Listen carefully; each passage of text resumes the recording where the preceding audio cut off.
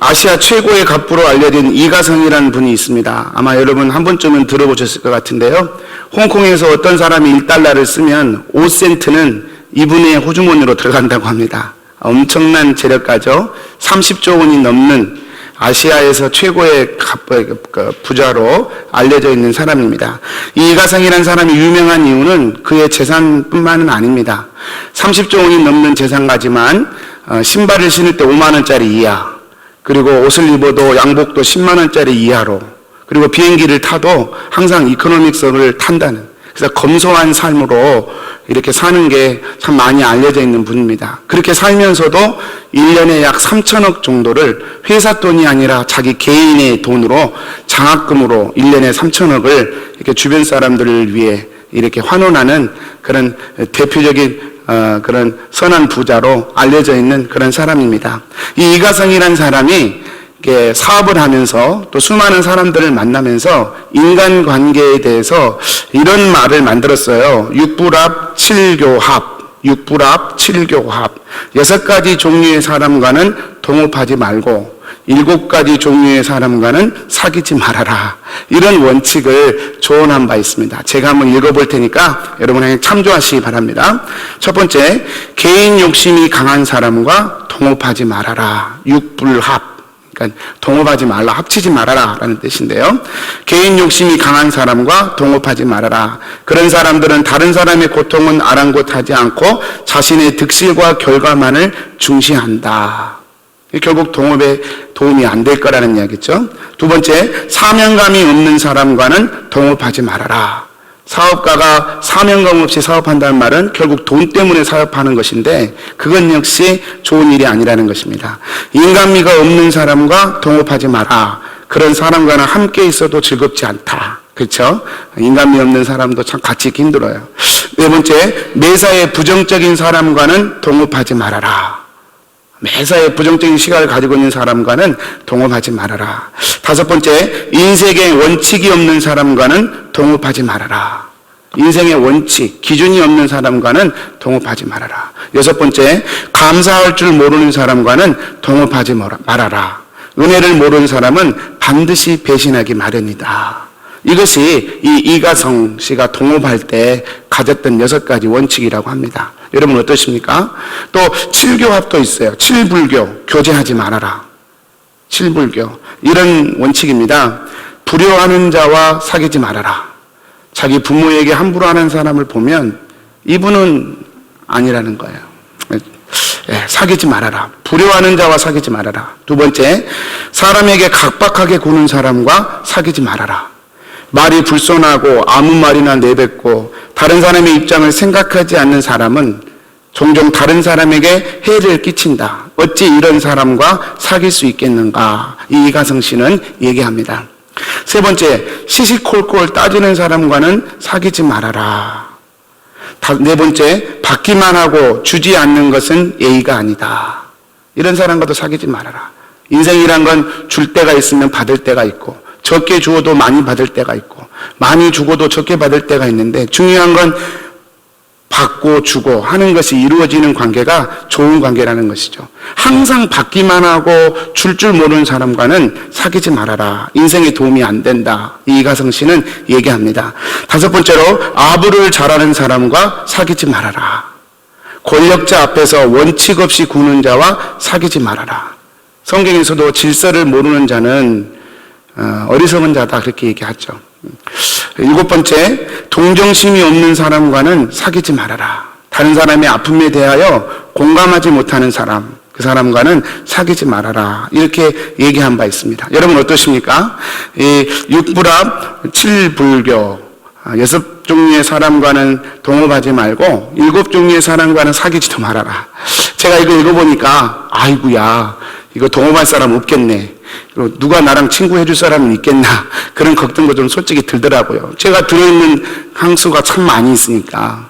그럼에도 불구하고요, 한번 웃고 넘어가지만 그래도 한 번쯤은 생각해 보면서 내가 어떤 삶을 사는지를 생각해 보게 하는 그런 좋은 글귀가 아닌가 생각해 보게 됩니다.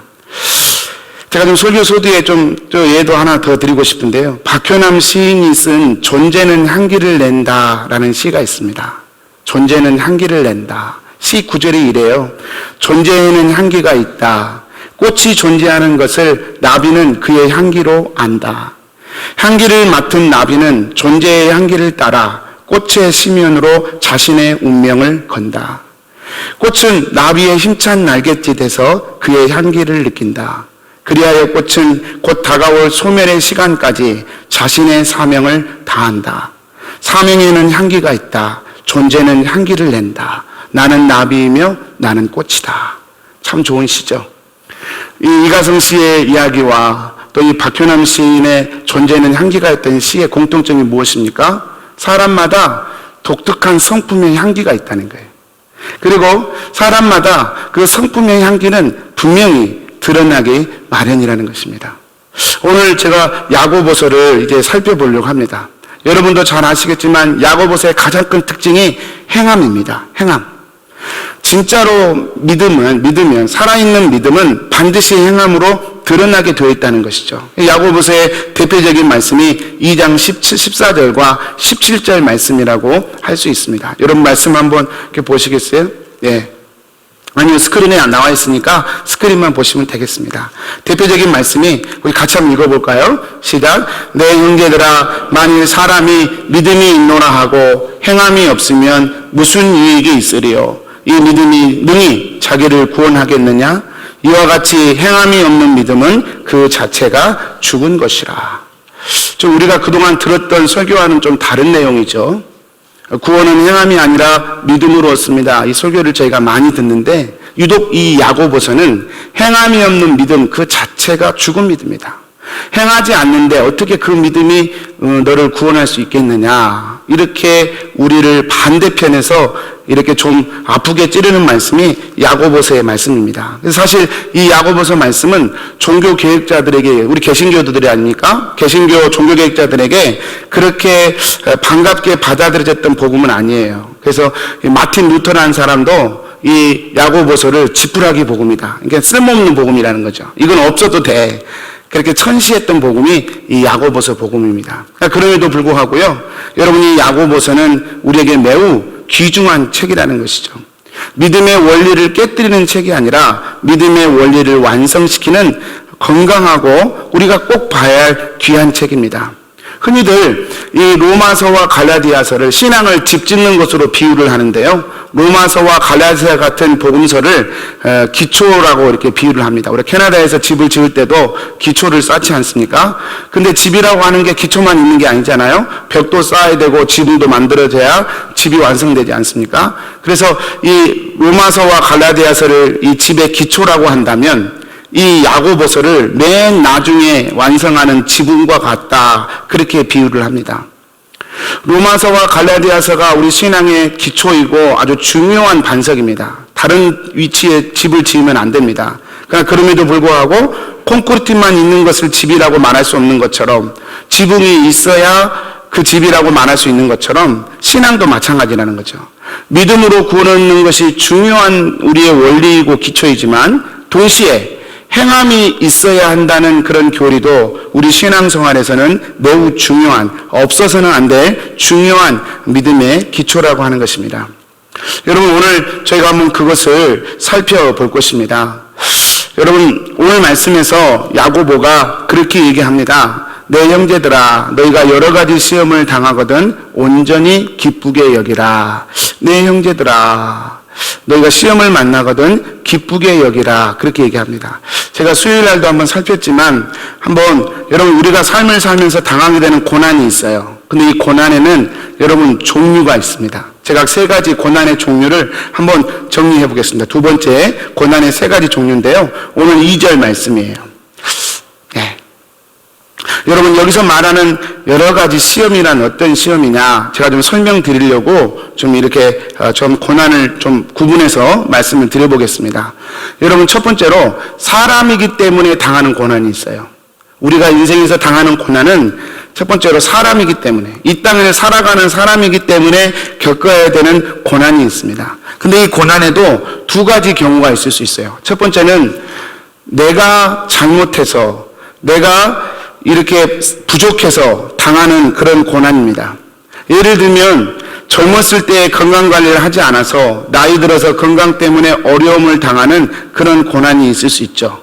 우리 고인이 되신 하영조 목사님이 목회자 세미나 때 저도 들은 적이 있는데요.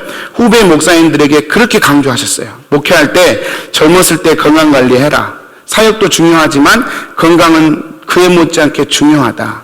왜냐하면 하 목사님 자신이 사역에 워낙 올인하시다 보니까 나이 40살에 이미 몸이 다 망가졌어요. 간암 수술 받고 이렇게 몸이 돌아가실 때까지 참 힘드셨는데 본인의 경험을 통해서 우리 후배들에게 건강을 꼭 관리해라 말씀하셨어요. 당연한 거 아닙니까? 우리의 상식으로도 이해가 되죠. 젊었을 때 건강을 잘 관리해야 또 이렇게 연세 드셔도 건강하게 살 수 있다. 우리 어르신들이 잘 지키고 있는 그런 상식이죠. 고등학교 때 공부를 열심히 해야 좋은 대학 가는 것도 상식이죠. 미래를 잘 준비해야 선한 좋은 미래를 만나는 것도 이것도 상식에 속한 일입니다. 근데 여러분 만약에 우리가 그렇게 하지 않으면 고난을 당할 수 있다는 거예요. 준비하지 못하면 준비하지 못한 것에 합당한 고난과 어려움이 우리 인생 가운데 온다는 것이죠. 여러분 이럴 때는 어떻게 해야 될까요? 여러분 이런 고난이 왔을 때는요. 하나님을 원망하거나 다른 환경을 원망하지 않는 연습을 하셔야 됩니다. 사람은 참 죄성이 많아가지고요. 본인이 준비 안 해놓고선 하나님을 원망하기가 참 쉬워요. 근데 오늘 본문에 읽진 않았지만 1장 12절부터 14절까지 이런 경우에 합당한 고난에 대해서 이렇게 말씀을 하십니다. 13절에 사람이 시험을 받을 때에 내가 하나님께 시험을 받는다 하지 말지니 하나님은 악에게 시험을 받지도 아니하시고 친히 아무도 시험하지 아니하시느니라. 오직 각 사람이 시험을 받는 것은 자기 욕심에 끌려 미혹됨이니. 그렇게 얘기합니다. 그래서 이 야고보서에서 시험의 여러 종류를 얘기하지만 어떤 시험은요, 내가 부족해서 당하는 시험이 있어요. 내가 부족해서 당하는 시험. 내가 분명히 할 수 있었는데 못해서 당하는 그런 어려움이 우리 삶 가운데 있어요. 여러분 그때는 원망하고 불평할 때가 아니라 자신을 돌아보고 또 하나님 앞에 자신을 점검해 보아야 할 때이죠. 그래야 하나님의 은혜가 임하게 될 것이에요. 이런 순간에도 불평과 원망을 막 틀어놓는다면 그 사람은 사실 하나님의 복을 받을 가망이 없다고 봐야 하지 않을까 싶습니다. 왜요? 내가 준비하지 않으면서는 하나님을 원망하는 건 이건 이치에 맞지 않죠. 하나님도 도우실 방법이 없고요. 두 번째로 사람이기 때문에 당하는 고난 중에는 내 부족함과 상관없는 그런 고난도 있다는 거예요. 육체의 질병이 대표적인 경우이죠. 여러분 건강을 관리해서 당뇨나 이런 것들은 잘 관리하면 되지만 암이나 이런 어려운 경우들은 사실 우리가 잘 관리한다 그래서 찾아오지 않는 것이 아니에요. 그래서 이런 육체의 극단적인 질병이나 사고나 이런 재난들은 우리의 노력과 아무런 상관이 없습니다. 그냥 찾아오는 거예요. 사람이기 때문에 찾아와요. 근데 내 노력과 내 어떤 상황과는 상관이 없어요. 대표적인 경우가 욥과 같은 경우이죠. 욥이 생각하는 거예요. 내가 아무리 생각해도 이런 고난을 당할 만한 이유가 없어요. 그런 실수를 한 적이 없어요. 그런데 자꾸 고난이 다가온단 말이에요. 그게 욥이 당한 고난이었습니다. 그런데 욥은요, 그렇게 힘들고 어려웠지만 여러분 욥은 그렇다 치고 우리는 어떻습니까? 우리는 이런 경우가 있죠. 분명히 나와 상관없이 당하는 고난이 우리의 삶 가운데도 분명히 있습니다. 그런데 여러분 이럴 때라도 쉽지 않은 일이에요. 정말 쉽지 않은 일이에요. 쉽지 않은 일이지만 이럴 때라도 하나님을 믿음으로 붙드셔야 됩니다. 이럴 때라도 나의 연약함을 진실하게 고백하고 하나님께서 도와달라고 하나님께 진실하게 믿음을 고백해야 할 때예요. 욥의 고백을 보시겠어요? 욥이 그의 아내가 욥에게 그래요. 너가 지금까지 하나님 믿었는데 이런 고난을 당하느냐? 차라리 하나님을 욕하고 죽어버려라. 그렇게 저주를 합니다. 그때 욥이 이런 고백을 하죠. 그대의 말이 하는 어리석은 여자의 말과 같도다. 우리가 하나님의 복을 받았은즉 화도 받지 아니하겠느냐 하고 이 모든 일에 욥이 입술로 범죄하지 아니하니라. 나의 노력과 나의 상황과 상관없이 당하는 정말 애매한 고난, 그래서 여러분 그 고난을 당할 때 우리는 마치 사실은 하나님부터 원망하기가 쉬워요. 왜 나는 이런 잘못을 안 했는데 이런 억울한 일을 당합니까? Why me? 왜 나입니까? 우리는 질문하게 되어 있어요. 근데 여러분 한번 잘 생각해 보세요. 우리가 그렇게 하나님께 대하여 불평하고 원망하는 근거가 뭐냐면 하나님은 전능하신 분이라고 알기 때문에 그래요. 아니 전능하신 분이시면서 왜 나한테 이런 애매한 고난을 주십니까? 다른 사람도 잘 사는데 나는 그들보다 더 정직하고 노력도 하는데 왜 내게 이런 애매한 고난을 주십니까? 사실 우리는 하나님의 전능하심 때문에 불평과 원망의 근거를 삼기도 합니다. 이것이 많은 분들의 자연스러운 선택이에요. 그런데요, 욥은 그렇지 않았어요. 욥은요, 오히려 그 반대로 하나님의 전능하심 때문에 원망하지 않기로 결정했어요. 욥이 지금 얘기하잖아요. 하나님은 전능하신 분이셔. 내게 복도 주시고 때론 어려움도 허락하신 분이셔. 하나님이 주신 건 아니지만 사단이 한 거지만 하나님의 허락하에서 벌어진 거니까 하나님은 전능하신 분이셔서 내게 복도 주시고 때론 어려움도 주시는 분이셔. 보세요. 하나님이 전능하다는 말은 똑같아요. 하나님은 전능하다는 말은 똑같은데 한쪽은 하나님이 전능하시기 때문에 불평하고 원망하는 사람이 있고 한쪽은 하나님이 전능하시기 때문에 누가 봐도 원망하고 불평할 수 있는 상황이지만 그의 입술을 믿음으로 지켜내는 사람이 있더라는 거예요. 여러분 오늘 주제와 똑같은 이야기예요. 하나는 죽은 믿음이고 하나는 살아있는 믿음이에요. 여러분 그것이 욥입니다. 그리고 그런 욥에게 하나님은 회복의 복을 부어주시는 것이죠. 여러분 기억하십시오. 고난이 우리 인생 가운데 두 번째 고난이 있어요. 내가 노력하고 애쓴 거 상관없어요. 애매한 고난. 다른 사람은 안 당하는데 나만 당한 것 같은 고난이 삶 가운데 있어요. 여러분 그럴 때 우리의 입술을 지키십시오. 하나님을 의지하는 것을 선택하십시오. 세 번째, 우리 인생 가운데 당하는 고난이 또 있습니다. 이것은 사람이기 때문에 당하는 고난이 아니라 기독교인이기 때문에 당하는 고난이에요.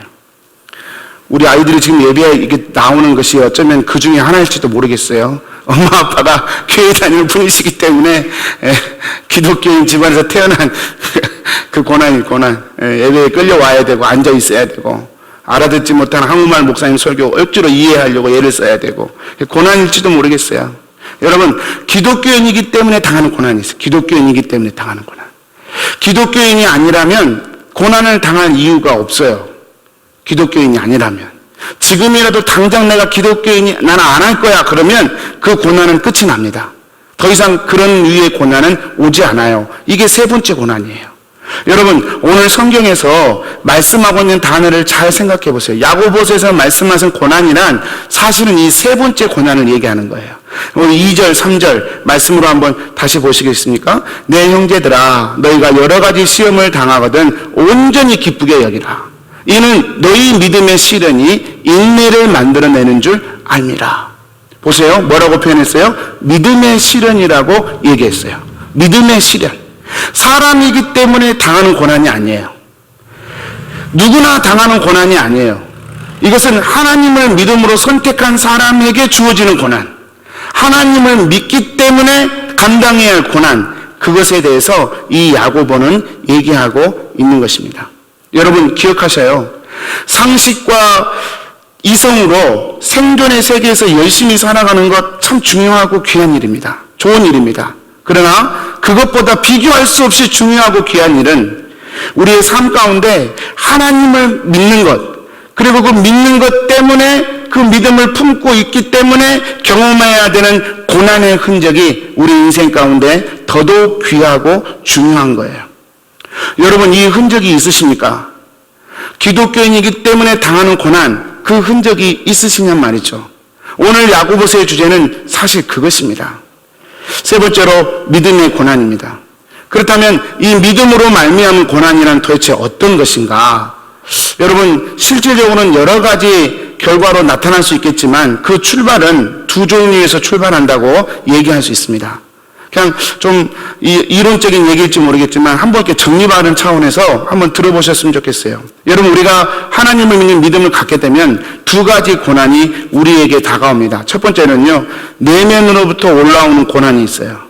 두 번째는요, 외부로부터 주어지는 고난이 있어요. 외부로부터 고난이 주어진다는 것은 당시 이 야고보서가 기록된 초대교회 상황으로 보자면 이것은 일상의 삶이었어요. 매일매일 유대교의 위협을 느껴야 됐었어요. 매일매일 제도와 문화가 온통 유대교회였기 때문에 그 유대교회에서 유대교의 이름으로 사형수로 저주받아 죽은 예수를 하나님의 아들로 그리고 구세주로 믿어야 됐기 때문에 그 자체가 매일매일 외부에서 밀려오는 환난과 고난을 온몸으로 경험해야 했습니다. 오늘 말씀 1절에서 흩어져 있는 12지파에게 편지한다 그랬잖아요. 이 흩어져 있는 12지파, 이 단어 자체가 고난 가운데, 복음으로 말미암아 고난 가운데 살아가는 이들을 지칭하는 그런 대명사와 같은 그런 표현인 것이죠. 여러분, 제도와 문화가 하나님을 거역해요. 제도와 문화는 물고기로 비유하자면 물과 같은 것이죠. 우리 사람이 살아가려면 제도와 문화를 끼고 살아갈 수밖에 없어요. 근데 이 제도와 문화가 예수를 사형수로 저주받은 자로 여기는 그런 제도와 문화였으니 그 삶 자체가 고난의 연속이었던 것이 당연하지 않았겠습니까? 기독교인이 아니었다면 이런 고난 필요 없다니까요. 기독교인이 아니라면, 예수를 구주로 고백하지 않는다면 이런 고난 따위는 필요치 않아요. 그런데 기독교인으로 고백했기 때문에 그 문화와 제도 안에서 그렇게 고난을 당하는 것이죠. 우리는 캐나다라는 나라에서 살아갑니다. 그래서 우리는 예수 믿는다고 감옥에 가거나 예수 믿는다고 직장에서 쫓겨나거나 그런 외부적인 고난은 없습니다. 그러나 여전히 제가 이번에 퀸즈의 사이드워크스의 우리 청년부 행사 때 가보니까 작년에 없었던 새로운 경험을 했어요. 뭐냐면 철치하면서 이렇게 비웃는 비웃음들을 제가 이렇게 몇 번 봤어요. 철치. 아직도 철치를 저렇게 광고하나? 그런 눈빛이었어요. 아직도 저렇게 지저스를 구세주로 고백하는 사람들이 있단 말이야?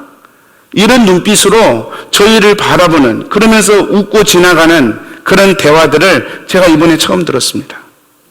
여러분, 우리가 사는 이 시대가 제도와 문화로는 우리를 압박하거나 하지 않지만 사실 이면에 깔려진 우리 청년들이 학교에 가서 친구들과 대화하고 우리 청년들이 살아가는 문화 가운데 하나님은 살아계신 분이 아니야.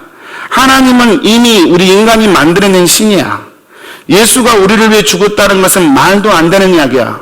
이런 이야기와 상식들로 여러분 우리의 세계는 채워져 있습니다. 여러분 그 속에서 살아가는 것 자체가 사실은 고난을 전제하고는 갈 수 없는 그런 길이라는 것이죠. 여러분 이런 외부적인 고난과 함께 내면으로부터 오는 고난도 있어요. 오늘 첫 번째 우리 청년들이 철학기 시작하는데 고난 얘기를 해서 죄송한데 이것이 저는 축복이라고 믿습니다. 이것이 있어야 된다니까요. 내면으로부터 오는 고난이 있어요. 내면으로부터 오는 고난이란 무엇입니까? 사람이 보통 자신의 의로 살아요. 내가 나의 주인 되어서 살아요. 내 인생은 내 것이고 내가 생각하고 내가 판단하고 내가 결정하고 그래서 결과물도 다 내가 누리고 이렇게 나 중심으로 사는 내가 어느 날 예수님을 믿었어요. 내가 살아가는 삶이 죄인이라는 사실을 깨닫고 그렇게 살아가는 삶 자체가 그래서 예수님을 나의 주인으로 받았어요. 그리고 그분을 순간순간 찾고 교제하고 그분의 뜻을 묻고 순종하는 삶을 살아요. 성경은 그 일련의 과정 자체를 고난이라고 표현하고 있습니다. 그렇지 않겠습니까? 오늘 아침에도 제가 설교석에서 이렇게 준비하면서 기도하는데 제 안에 두 가지 질문이 떠올라요. 하나는 너 설교 전하는 목사라는 얘기 듣고 싶냐? 아니면 그대로 전달하는 목사이고 싶으냐?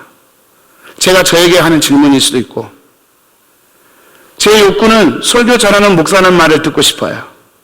제 욕구는 목회 잘하는 목사라는 말을 듣고 싶어요.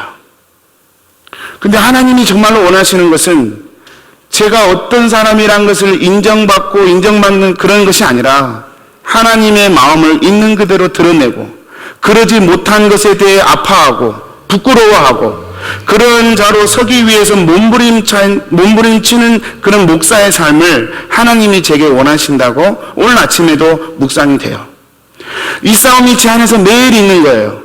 본능적으로 자연인으로 내가 떠오르는 생각들이 있어요. 그 생각대로 말하고 싶고 행동하고 싶고 내가 원하는 삶을 살고 싶은데 이제는 하나님이 내 인생의 주인이 되시니 이제는 하나님께 묻고 하나님과 동행하는 삶을 살게 되는 것이죠. 여러분, 이것이 때론 매우 힘들고 고된 일이라는 것이죠. 여러분, 이런 믿음의 고난이 우리의 삶 가운데 주어지는 것입니다. 그래서 여러분, 한쪽으로 보면 이건 매우 힘든 일이에요. 또 자꾸자꾸 나를 죽이고 예수님을 자꾸자꾸 생각한다고 하니까 제가 어느 순간에 이러다가 내가 없어지겠다는 생각도 들더라고요. 너무 연약해지는 것 같아. 화날 일에도 화를 못 내고 마땅히 해야 될 일에도 마치 못하는 그런 연약해지는 모습이 제 안에 이렇게 느껴지는 것 같았어요. 근데 어느 날 제 안에 말씀 하나가 떠올랐어요. 고린도후서 13장 4절이에요. 그리스도께서 약하심으로 십자가에 못 박히셨으나 하나님의 능력으로 살아계시니 우리도 그 안에서 약하나 너희에게 대하여 하나님의 능력으로 그와 함께 살리라. 약해요. 나를 죽이고 하나님을 주인으로 삼으려면 우리는 약한 길을 일부러 걸어가야 돼요. 세상 사람들은 약해도 절대 약한 척 하지 않아요. 강한 척 해요. 부러우면 지는 것이니까. 그래서 강한 척 해요. 근데 우리는 그렇지 않아요. 강한 사람도 약한 삶을 살아요. 나를 부인해야 되니까. 돈이 많은데 돈이 많은 흉내를 안 내. 엄청 성공했는데 성공한 태를 안 내요. 그렇지 않아요. 돈이 있어도 있는 척을 안 해요. 자랑하지 않아요.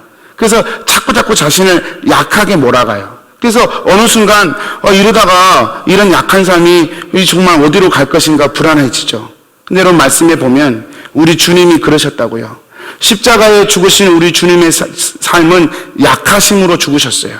그런데 십자가에 그렇게 약함으로 죽으셨지만 다시 십자가에서 부활하신 주님은 더 이상 약하신 분이 아니에요. 하나님의 능력으로 우리 삶 가운데 사자와 같은 능력으로 우리를 채우시고 인도하시는 분이시죠.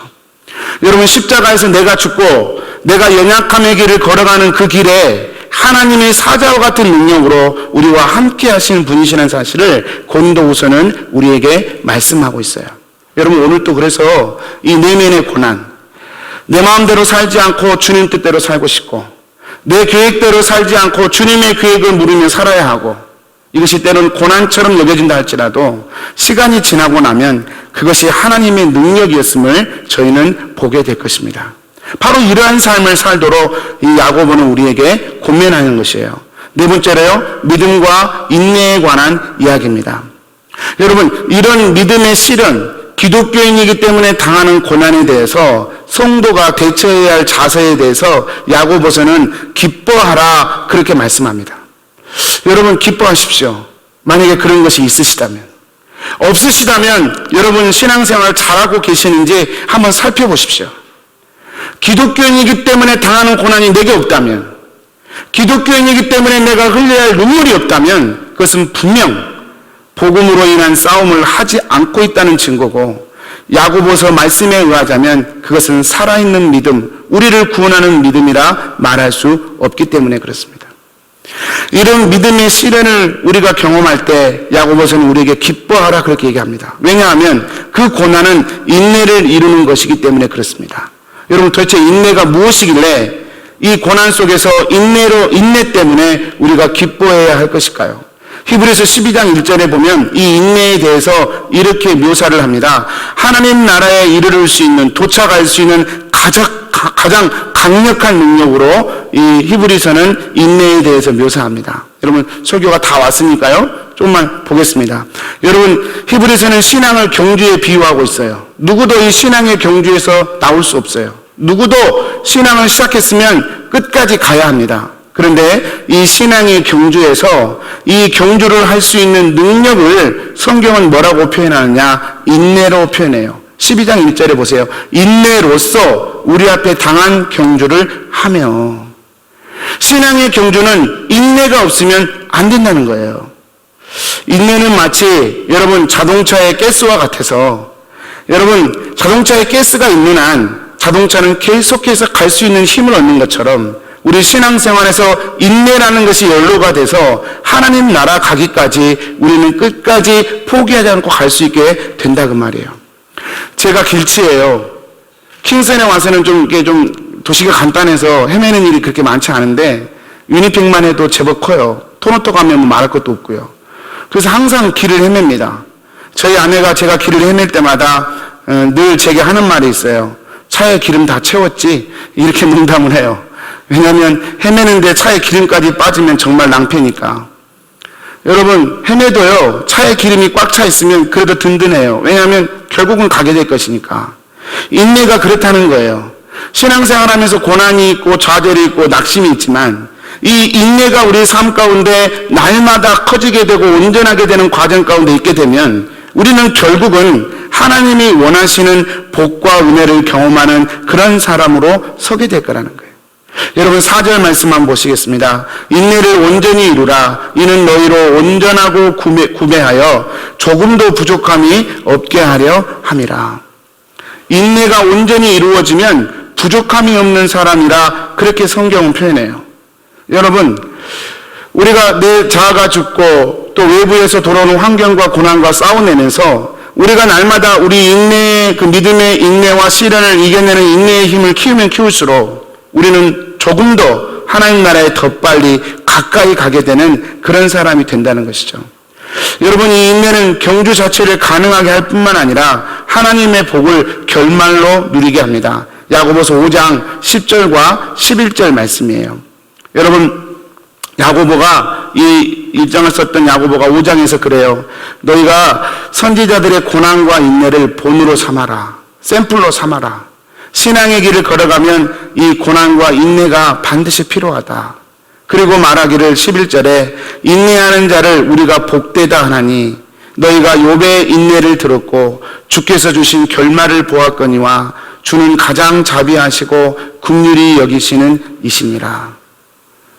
인내의 끝을 달려가면 불평하지 않고 원망하지 않고 누구나 다 원망하는 그런 상황일지라도 내 입술을 믿음으로 하나님께 드리면서 때론 조롱하고 때론 비난하고 때론 업신여김을 당해도 우리의 믿음의 고백을 놓지 않고 인내하며 믿음을 지켜가면 그 끝에 가장 자비하시고 가장 긍휼히 여기시는 하나님의 은혜가 우리를 기다리고 있다는 것이죠.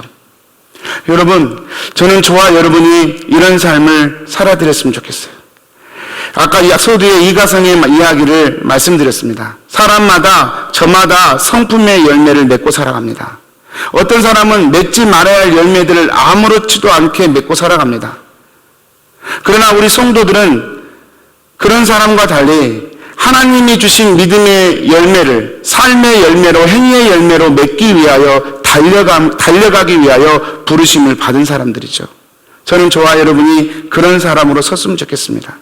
하루아침에 이루어질 일은 결코 아닙니다. 그래서 인내가 필요해요.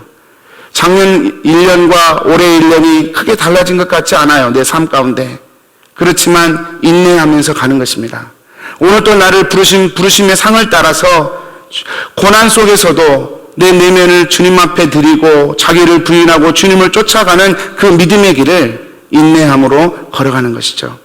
오늘 또 저와 여러분이 그런 은혜로 사시게 되기를 주의 이름으로 축복합니다. 기도하겠습니다.